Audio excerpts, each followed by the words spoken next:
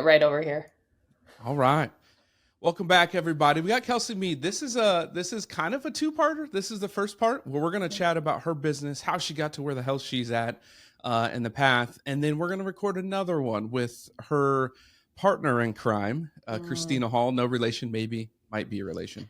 We haven't figured that out yet, but we're going to get to that one where we get the nitty-gritty of marketing. But today, without further ado, I wanted to introduce Kelsey, go through her path, and chop it up with her. So, welcome. yeah, thanks for having me, Stoy. I'm so excited to be Absolutely. here. Yeah. Absolutely. So, a little bit about me. Man, I've been on quite the journey in career and entrepreneurship. Where I'm at today, I run my own coaching business. I've been doing this over 7 years or going on 7 years now. So, pretty seasoned in the coaching space. In addition to this job, I have over 10 years of entrepreneurial experience. So, way back in the day, my ex-husband and I started a healthy vending machine business. So that was my first taste of entrepreneurship and working for myself. I've also had career in finance, banking, you name it, customer service. I've done a little bit of everything. That's Just fair. seasoned. Just seasoned. Just you know what? I'm gonna dip my toe here. I'm gonna dip my toe there. Yeah. Seeming how we are a money podcast, why don't Hmm. we dive a little bit into your finance career and how that has helped you become a better business owner because Mm. of the skill sets learned there? Yeah, absolutely. So my degree is in excuse me, my degree is in communication studies and management. Where'd you go to So school? Gustavus, Okay, I have no, but where Southern is that? Minnesota. It's a liberal arts school, Southern Minnesota, Oh, just St. Peter, Minnesota. Are you familiar? yes, yes, Yeah, I know that one. yeah, yep, Okay, yep. cool. So I went there. They didn't have a full blown marketing degree at the time, so this was the closest I could get. And then my first job out of college was actually working at an insurance firm doing all of the contract and licensing. So making sure all of the agents in our firm were licensed in the states that they wanted to sell insurance. So I did that for 2 years. Then we moved back to Mankato. I ended up taking on a position as assistant manager at a Starbucks, and then the economy got really shitty, and Starbucks closed a bunch of stores.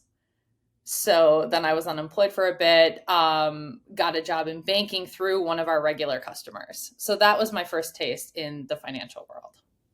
That is the insurance realm is just I could riff on that for way too long. It's just different, Hmm. Hmm. and I enjoy it. But that's interesting. So the best part, the takeaway for me was that you're able to talk to people and build a relationship, and one of your Hmm. customers is how you ended up getting your next career. So I think that's fantastic. It's wild when you actually like take the time to sit back and reflect on how you got from one point to another. It's just like all these little connectors that show up. It is always almost always relationship building. Yeah, Because from the banking position, so I was a personal banker.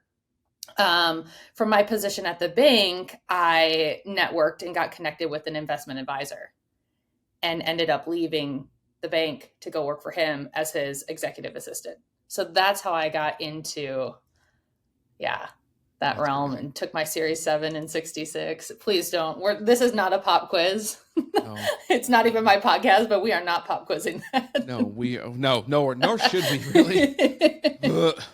I have too many licenses or got rid of them, but yes, Yeah. understand that realm. So from there, obviously, you had a healthy food vending machine. Like, what? Yeah. Talk to us about that because I don't think here in Des Moines specifically I have ever seen one of those. Hmm. So, Hmm. Hmm. talk me through like how the hell you came up with that idea. Yeah. So it's so crazy. So while I was working for the investment advisor, my husband at the time came to me with this idea to do healthy vending machines. So we were all about building wealth and, diversifying where our income was coming from. And he found this company called Sprout. It was Sprout Healthy Vending. They were based out of California. I was like 8 months pregnant at the time. We flew out to California, kind of got trained in and learned about the company. We ended up investing in six of their vending machines. From there, our business just kept growing. So we put them in schools, and it was all, when you say healthy vending, yeah, it's still snacks that you'll see in like a lot of vending machines now today, just because the industry has grown so much. But a lot of it was like yogurts and smoothies and the pirates booty. Pirate's That booty. yeah. Yeah. Yeah, everyone loves that shit, Yeah. right? So it was like dual purpose. It was dry goods, and then the bottom half was refrigerated. Yeah. That's pretty sweet. So we started with that, and then we ended up buying 7 more. I think we had 13 machines by the time we accepted a buyout. Dang. Yeah. That's pretty sweet. It was And pretty then sweet. from there into coaching, like I feel like there's It's just like woo woo woo. Yeah, right. Just like squirrel. I'm going over hard here. left. Yeah. Yes. Just that's on brand though. I just move. Just It's move an with it. Aquarius thing, you know. Yeah, we do a lot. Just like dip out, and I'm going to do this now. I'm gonna figure this one out. How'd you know that? I don't know. I just started. Because I'm naturally good at everything, duh. Right. Duh. That's what we do. That's how we roll. So coaching, talk to us about that. Because there's obviously that is a very vague thing, right? Yes. Coaching. Yes. Specifically, what do you focus on and kind of where that comes from? Yeah, great question. So when we sold the vending machine business, there was a gap. It's not like I just went vending machine to coaching. I had a few other part-time jobs in the interim.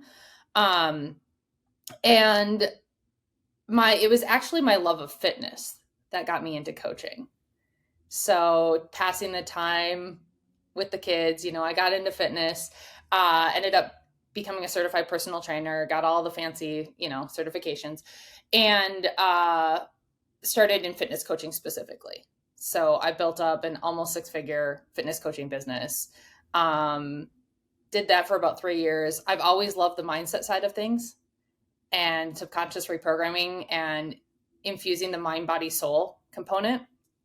And so it was getting to a point where I'm like, I'm kind of bored with this. I'm kind of bored with just like the traditional nuts and bolts of fitness. I'm like, I want to integrate something else.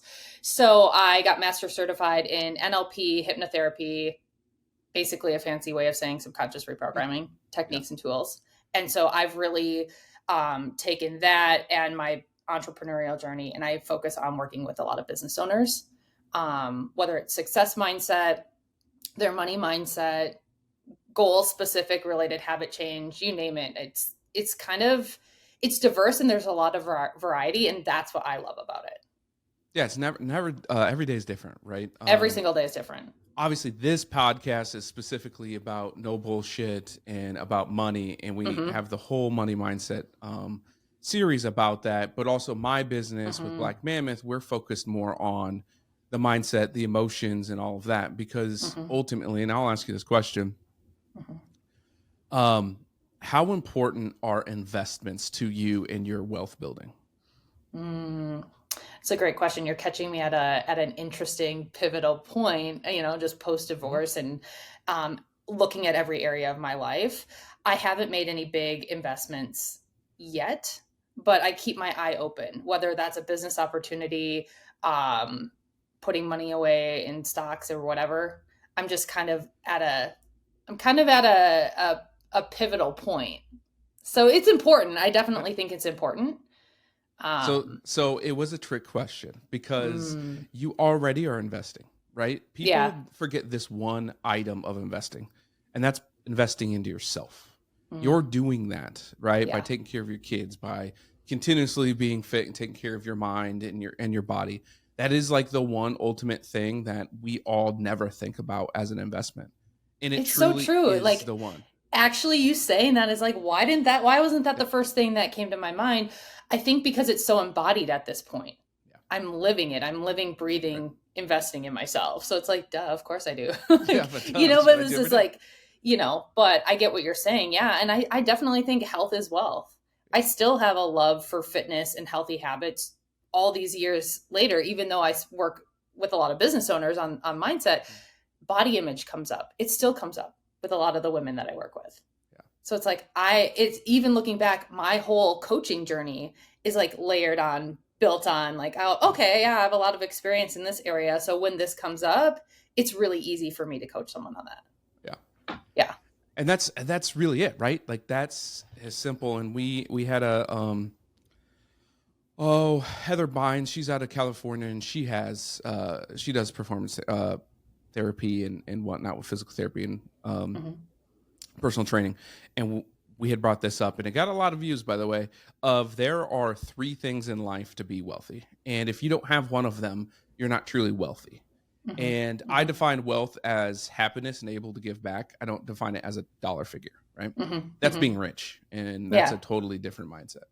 It is you have to Oh, I'm have. gonna put a pin in that because we can come back to that. Like Okay, I'm I like it. already like, I let's like that. unpack that. So we got your mental health, your Hmm. physical health, and then your financial health have to Hmm. all be integrated and in line with your everyday life.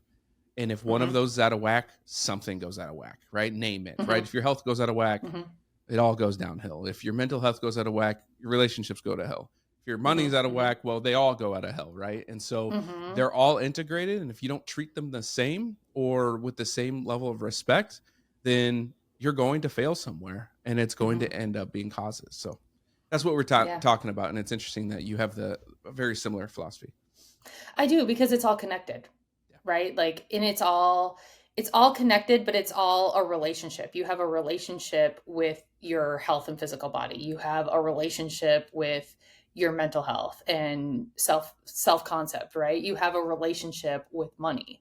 And what often happens, like especially in major life changes, like for me going through a divorce, I'm so grateful that I'm trained in what I'm trained in because I'm recognizing when the doubt creeps in or like fear creeps in, right? It's like I know what to do with it now. It doesn't mean it's any easier, but No. I notice how it's like if it's personal, it's money too, just because Yeah. I'm fully responsible for myself now. Yeah. Absolutely. All Yeah. right. So we put a pin in it. Let's go back to it. Yeah. So, okay. So you bring up wealth is not necessarily a dollar figure. Arguably, right? Wealth is subjective, and so is getting rich. So it's interesting that you said get rich. It's funny. A friend of mine actually just asked me. He said, "Do you have a lot of people coming to you to get hypnotized to get rich quick?" And I was like, honestly, I don't. I was like, Right. but I could, I said, because that's subjective to the person. I said, let's unpack that, right? Yeah. What does get rich mean to you? Get rich is having dollars. Like it's all Okay. about money, money only.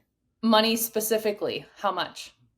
That it's that subjected to every person. Yeah. But for me, Right. rich equals dollars, and Okay. wealth is more of a mindset and an embodiment of how you live. Got it. Okay. So if we were to really take that one step further, if someone was like, get rich quick, my job and what I would work them through is what does get rich mean to you? Like, let's define that Right. because you've got it clearly defined somewhere in your unconscious mind. Yeah. It means something. It might mean a dollar figure if we really dug deep enough. It might mean a millionaire, Right. right? Get rich. Oh, when I'm a millionaire, I'll know I'm rich, Yeah. you know? But again, it's how you define rich. It's like, well, my relationships are all functioning and there's money coming in. That's rich to me.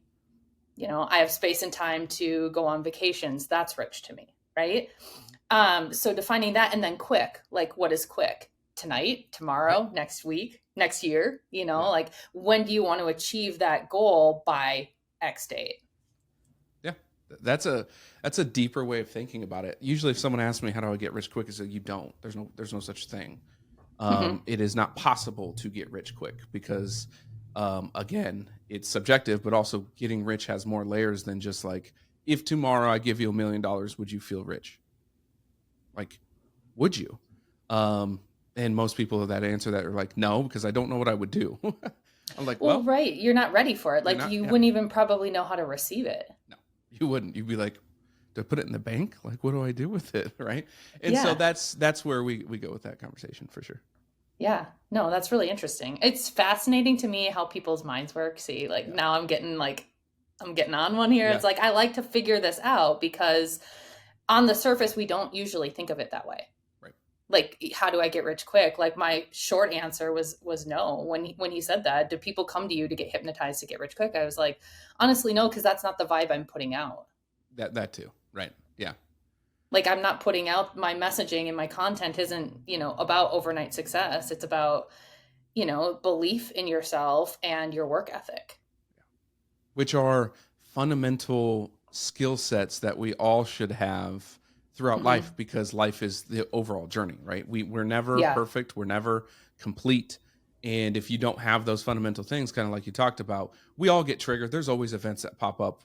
It's Mm-hmm. just a matter of recognizing it and going, oh yeah, I'm gonna go get a massage. Like, I'm checking the hell out of this because I know what it does to me, and I Mm-hmm. can adjust. Where a lot of people don't do that, right? They continue to spiral, they continue to spin, and what Mm-hmm. happens is their Amazon cart ends up being purchased, and they have it all at home. Now they have a financial issue, and they just keep going down a rabbit hole, as opposed Mm-hmm. to having something or somebody to help support them and say, no, you're good, we recognize it, let's go over here and take care of it. Mm-hmm. Yeah. And it all depends like what you want, right? So if you say like if I gave you $1 million tomorrow, would you feel rich? Maybe, maybe because I've probably done some part of the work to like prep my mind for that, but a lot of people don't. Why is that? Why don't they? I think it's just honestly, if I had to guess, we're used to what we're used to. So, relatively speaking, success does take work. It takes a course correction and it takes personal responsibility to change your life. And it's just like the hard truth. No one wants to hear it. Like you're the only thing holding you back. The mind is limitless, right? It's like you believe and you have what you believe you can have. So if you don't believe you'll ever be a millionaire in the course of your life, you probably won't. But if you hold a belief that it's possible for me, I desire it, right? It's an aligned desire. If I believe, yeah, at some point in my life I'm going to be a millionaire. If you gave me $1 million tomorrow and that's how it happened, I guess that's how it Right. happened, right? Like, Yeah. but a lot of times we just don't stretch our ability to like go beyond the scope of what's tangibly here now. Do you believe that comes from like our childhood and how we were raised, because our parents are in that same mindset? Do you think it comes from our schooling being so rigid and standardized that we don't get to use those big brain muscles? Where do you think a lot of that comes from? Because we all have it. Like, I've Mm-hmm. never not ever met a person who has like never had that. They have it Mm-hmm. somewhere and then they work on it. Where do you think that comes from and really stems from? It's a combination of everything. It's what you heard growing up. So if we want to get really scientific here, the subconscious mind from ages 0 and 7 is like a sponge, and it's always soaking in information. It still is, even as we get older. It's just some of those beliefs have been there so long, they're just like they feel like hard truth. Right. And so yeah, a lot of it comes from what we saw and heard as kids, whether that was from our parents, authority figures in school, society. you know when I'm working with clients and they say something like, I'll never be rich, I'll be like, when did you decide that? Right. It's like that's a great story, and a lot of this it is just stories. If we actually look at it, we're just emotionally invested in some of those stories That's more so than true. others. Yeah. That's so true. It's like, no, I can't let that one go. Yeah. But I like to ask, when did you decide that? And then they're like, oh, I guess I've never really thought about it. Right, because why would you? You've Right. just unconsciously been believing it. The whole So time. it's become like the soundtrack of your mind, right? Right. So So is that one of the hardest things that you coach on? I don't mean like you coach hard. I mean for yeah. them to overcome in coaching. Is that really really really tough? It depends. It depends on the person's readiness and willingness to change. Yeah. Because if they're so closed-minded, then yeah, it might take longer. But a lot of people that really want something and are on this growth journey, whether it's in their business or career or in their relationships or changing a habit personally, like a lot of them are growth minded and growth oriented, where they're ready to let go of the thing that's holding them back, or they're at least ready to get curious about it. And that's, I think, the first step to any form of change is curiosity. 100% agree. I argue a lot on Twitter, which is fun to do, in the financial community. Of course you do. Right? We have deep conversations in the financial community, and I really wish we'd make them more public. And they're on Twitter, so they're obviously public. But I mean, I really wish just everyday people could hear the conversations we're having, because a lot of that comes up about women and minority communities, mainly minority communities. Mm-hmm. That is black, brown, doesn't matter, just a minority Mm-hmm. community, lack the ability to become wealthy or rich, or however, it doesn't matter at that point, Mm-hmm. to be Mm-hmm. successful.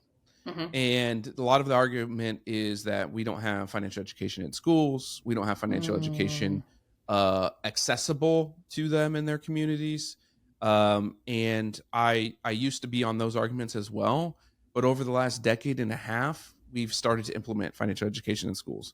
Mm-hmm. We now have, and really thanks to the pandemic, our industry has gone wild with content and ability to get access to people wherever the hell they are. So I don't think those are valid anymore. And then based on my research and everything that I've always done is, I think there's an underlying issue, more of a subconscious thing from, you name it, back when Tulsa got bombed, or somewhere drenched in the minority community, specifically the black community, that they're not ready and they're personally not okay with being able to take that next step, right? And the question is, well, how do we help them?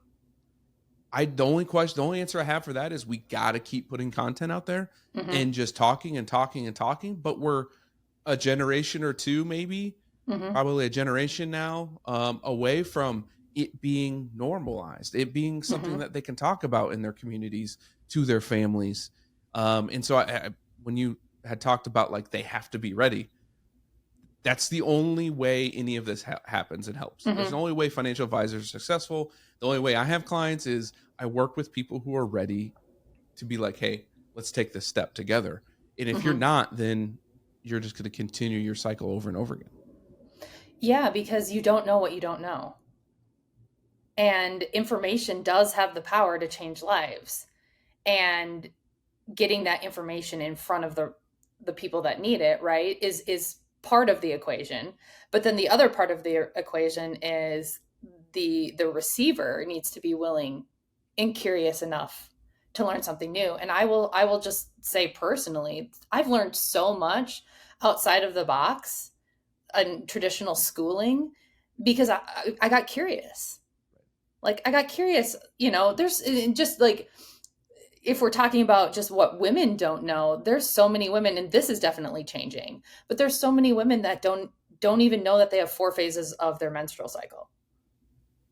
I mean, I wouldn't know that. I wouldn't expect you to, but it's just kind of one of those things. Fun fact, right? There's 4 different phases that we cycle through every month, and there's different hormone fluctuations. We could get into focus and productivity, how that changes throughout the month, right? So literally it's just you're in menstrual cycle always, essentially is what you're saying. Well, you just have your cycle. Okay. So one phase is the menstrual phase. Okay. Yeah. And then follicular, ovulation, luteal. And so we just those big words that I could repeat. All those things, right? Now if you wanted to get more curious about it, right, and support the women that you love in your life and understand why they might be moody or certain times of the month, right? Right. A man could take that information. It might not be directly relevant to you, but indirectly, it might support relationships in your life. Just it's out there now, right? Yeah. It's a little out there. Now everyone listening's like, oh, dang, right? But if I wouldn't have said that, they wouldn't know. So you don't know what you don't know. Correct. You're right. Nailed it. Right. But I think, again, it just goes back to, yes, the information needs to be out there, but so people can get curious.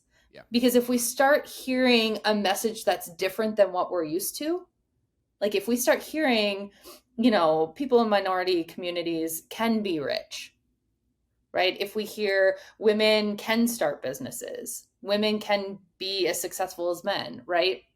When that message starts to get out there, if it's different than what you grew up hearing, it's probably going to catch your attention.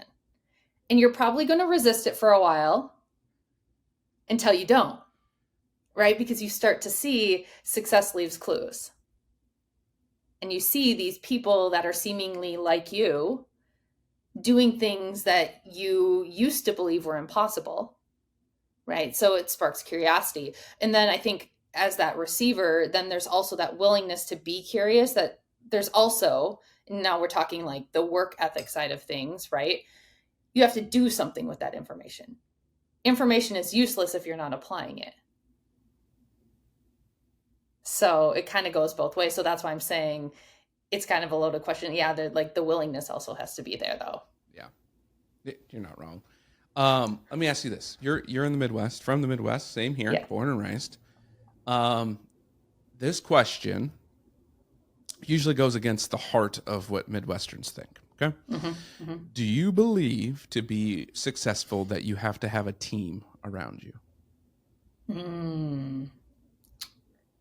Yes and no, because any one person only has so much capacity, to for output, right? So team in terms, I think, okay, so the way I would define teams, the way I would answer this question is having an emotional support system. Maybe those people aren't actively doing what you're doing or helping you grow your business, but they support you emotionally as a human. So loved ones, I think having people close to you that understand your vision and can be part of your emotional support system. Sometimes, what I see happening in the coaching space is a lot of people start businesses and they don't have that immediate support system from friends and family. So they almost kind of like panic. It's like, Right. I'm doing this really great thing and trying to make my life better, and no one's supporting me. So you have to be your rock first and foremost, but having that definitely helps, hands down. But I think a lot of people in the entrepreneurial space find that in communities, whether it's masterminds they join or other, networking programs or whatever, just like-minded people that are growing where you're going. So when I think of team, I think of that. And then I also think of, whether that's employees or people that you're paying for help or guidance, mentorship. I actually had a client invite me to her wedding. So I was technically like her team. I was her coach, right? But the really cool thing about it, out in New Jersey, I flew out there for her wedding. It was really cool. They had everyone that had directly supported the bride and groom in getting to the altar. They gave us all a little vial of sand, and each person's vial said something different, like how we contributed to supporting them. Yeah. And mine said for the bride's mental health. I love it. It was great. So yeah, I think team in different capacities, right? Yeah. And that's really what it's about. When my role is being someone's team leader and helping create that team, whether it's they have their friends and family connected to those that can help their business grow. I always answer that with, you have to have a team to be successful. Everyone has a team. It's just a matter of what that looks like. And are they negative or positive in where you're going? And that's something important too, of like family. Sometimes family can be negative and sometimes it can be positive in where you're trying to go. And sometimes they have a spot on, your bus, and sometimes they don't. For mine, they don't have many spots on my bus there. But I asked that question for that to answer, hey, we all need a team. We all agree a team's important.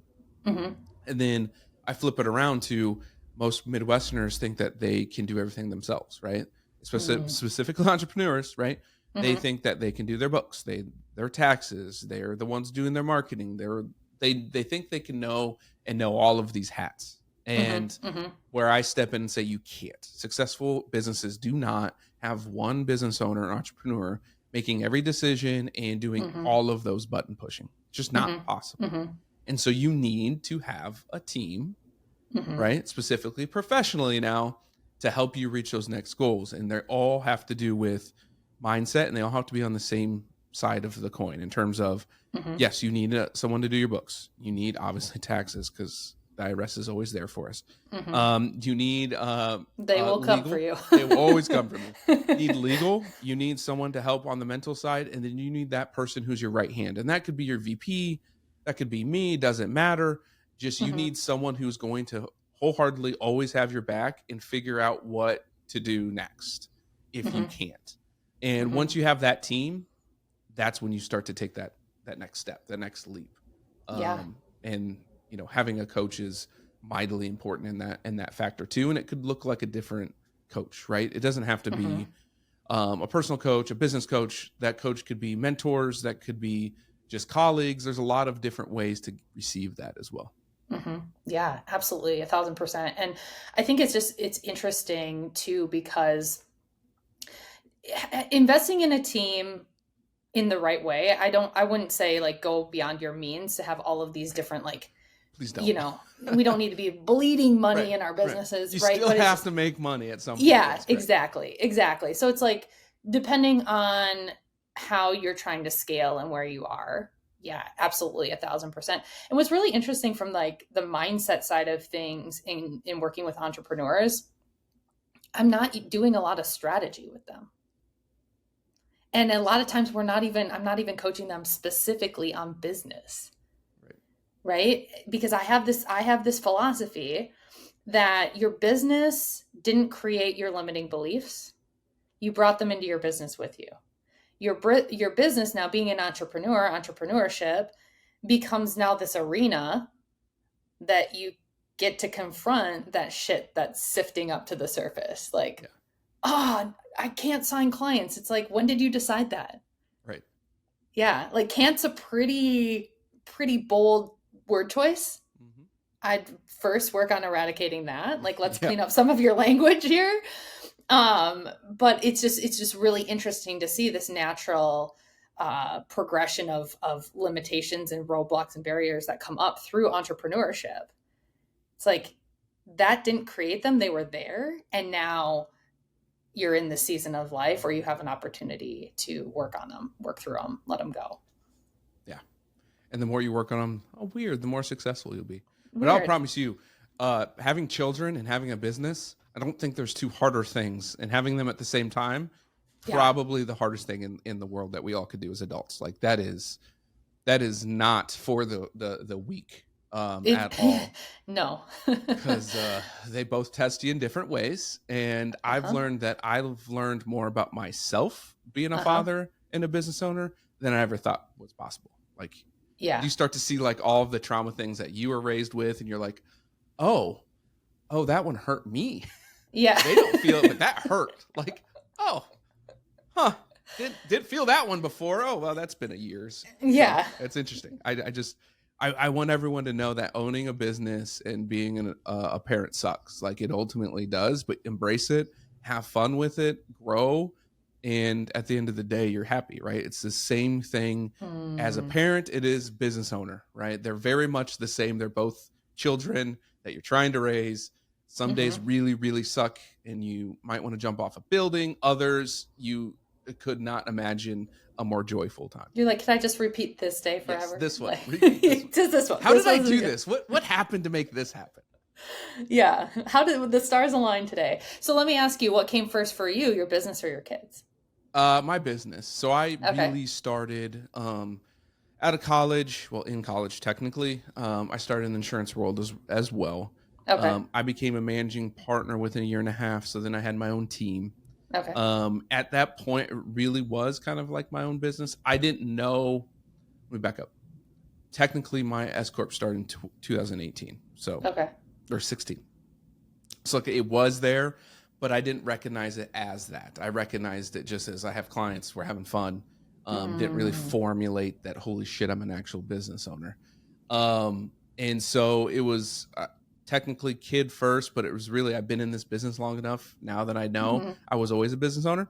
Yeah. So business came first, and then kid, and then transitioned to being launching another business. Had a kid right before that, Mm-hmm. and then Black Mammoth technically launched in 2020 of September of 2020, and Okay. so then they're both young and branching out. And so I would say business first, but just like you, I've had multiple businesses. I currently Yeah. have 3 businesses. So like, That's and they amazing. all feed each other, and you throw children on top of that, and sometimes you question yourself, your sanity. Yeah. It's fine.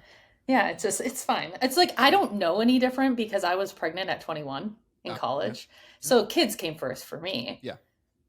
So it's like when people, I would like I'm not a hard ass. Like No, I'm a badass coach. Like I'm kind of no bullshit, right? right. Like I'll hold space for what Yeah, you're going through, right? But I don't really believe that I don't really buy the having kids thing is like why you're not successful because correct. it's all I know. Yeah, And so for me, it challenges that perspective. Like as hard as it was being such a young parent, it really taught me how like I can make anything work.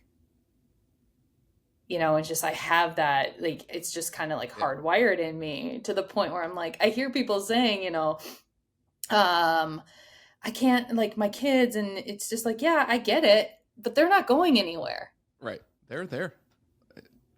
you So know? you got to deal with it, and you got to work. Just work. Like, And it's going to be hard and not every day is going to be sunshine and rainbows, right.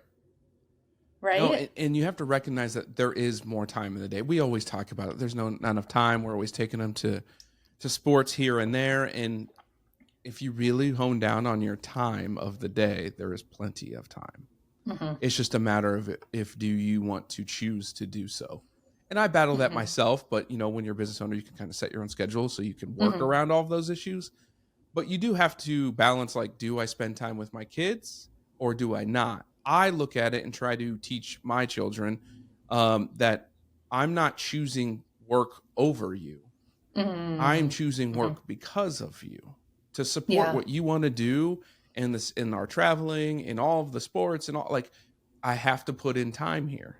And if I Mhm. put in time here, that means I get more time with you later. But if I take the time out of my day to be with you here, something has to kind of give a little bit. And they Mhm. recognize that. But then they want to do more for the business, which is cool, right? They want to be on the Yeah. podcast. They want to do things. And I believe if we stop hiding things from our children and letting them know the goods, the bads, and whatnot. Ultimately, they just want to see you happy as a parent and Mhm. want to help. And then the more Mhm. they help, I believe the bigger it expands their brain and gets them to understand, like, oh, hard work matters. Like, this Mhm. matters. We can't be lazy. We can't do all of those things. Well, you can't be lazy and expect success to come knocking at your Right. door, right? Yeah. I mean, it's just like rest when you need rest, like learn, set some boundaries, right? That's been Right. a big thing for me, especially in the work from home culture. Yeah. And something that I focus on with a lot of people is just like time. It's like time management and like energy management. What do you have the capacity for, right? What do your boundaries look like? That's been the And hardest thing for me. So I left my business partner last April, and we mhm, had an office and staff, and transitioned to just working from home. Um, like the energy management has been so hard, right? Like mhm. before, I would just go go go go go, and like die by Thursday, like literally just like have nothing, can't Feel see like I'm straight, like mush. I can have not like we're Nobody need there. me. Yeah, please don't talk to me. Couldn't remember your name. I don't know who you are. Yeah. To like now, like, okay, cool. Oh, today's not right. Like something's not right. Let's go pivot. And I believe, like, yes, we need to be outside. We need to see people. We need to do all those things. But ultimately, you need to be okay as a business owner. Be like, yeah, it ain't it today. Like, I need to work on Mhm. me today. Mhm. Otherwise, Mhm. Mhm. how long will it take? Right? If I don't work on me today, is that 2 more days I'm not good? 3 a week? Mhm. That's been the hardest thing to understand and learn for myself. Yeah, and I think that's the big thing that comes up in a lot of people that I'm coaching too is just their energy expenditure. And by nature, a lot of entrepreneurs are high achievers. So it's like that high achiever personality, Yeah. people pleaser. Um, I see that a lot, especially the high achiever where we're driven and motivated by goals. Like we like to see ourselves winning, Right. We like right? to win. Like It's fine. win. It's just It's just winning. no big deal. Like there's enough winning to go around, right? But like Right. we're driven to Right. like set goals and achieve them. And sometimes what happens is that can create a very narrow focus in what we're sacrificing. So we might be sacrificing relationships for the sake of achieving, we might be sacrificing, time with our kids or a significant other or whatever for the sake of achievement. And so we work because that is important to us and it is a core value. But it's over time, if we don't create those boundaries and slow down and take breaks and nurture these other pockets of our life, whether that's our personal health, our interpersonal relationships, we start to box things out. So going back to what you were saying about juggling health, physical health, mental health, and your finances, yeah, it totally makes sense, right? Because one suffers at the expense of another. And it all goes downhill. Then your relationships get bad. And I mean relationships with money too. And then you're all spinning here. And then what the hell happens, right? Ultimately, like it's a bad place to be. But as we wrap this up, how would I come and work? Like what kind of clients you're looking for? Are you open for more clients? Do you have any, like, I guess, specials or products going on? Like, push yourself now. Let us get more people to push yourself, sell yourself. So what I've really come to realize, especially like in the business space, so business coaching or business mentor felt too broad for me. What I really like to help people on is sales and marketing and communication. Okay. So essentially sales and marketing is communication and how you sell yourself, right? And so I am a master sales coach, focusing on helping business owners sell themselves, create more money. I specialize in hypnotherapy. So using hypnotherapy to increase income in your business is a huge focus of mine. I do single sessions. I do packages. It really, really kind of depends on what the client's looking for. So that's where I'm at right now in my business. Love it. Love it. And you have your own podcast, right? And I have my own podcast. It's My Turn. Yep. It's all about like advocating for yourself and learning how to, sometimes you need to disappoint people to succeed, not necessarily like in a negative way. But if you have those people chirping in your ear and it's all this outside noise, you'll never be successful or this or that. It's just like, nope, I need to tune you out. Right. So It's My Turn is my podcast. We, a lot of personal development, personal stories, money mindset, you name it. For sure. A little bit of everything. We sprinkle it all. Sprinkle it all in there. Gets a little spice. So you heard it here. And she is on Instagram. Name a social. She's out there. Don't worry. We'll put it in the description, everyone, to follow. Make sure to reach out. And I'll make sure that this one also has a tag to our next episode where we have Christina, because that one's everyone should grab a drink, sit down, and listen to the three of us go at it, because it's going to get heated. It's going to be great. And you're going to learn a lot about marketing, mindset, and kind of what we've all talked about, but just from a different perspective, and it's true transparency and no bullshit. So everyone, have a good day. See you guys. Thanks.